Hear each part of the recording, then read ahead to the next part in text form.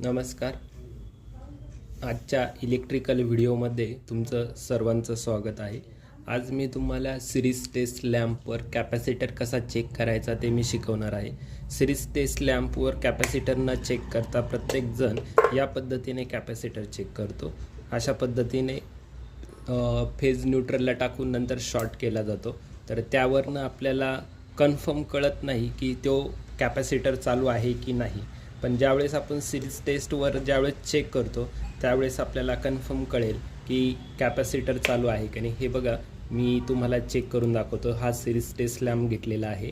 Series taste लॅम्पने सुरुवातीचा capacitor check करतो 1 नंबरचा. तर हा बघा लॅम्प कसा प्रज्वलित झाला, फक्त त्याची जी फिलॅमेंट आहे ती एकदम कमी प्रमाणात लागली आहे.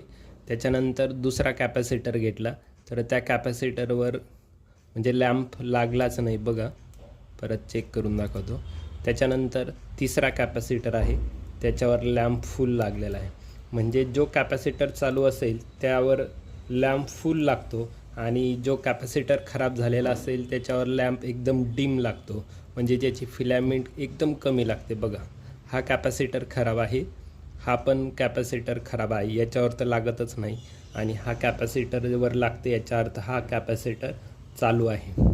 या पद्धतीने आपण कॅपॅसिटर सिरीज टेस्ट लॅम्पवर चेक करू शकता.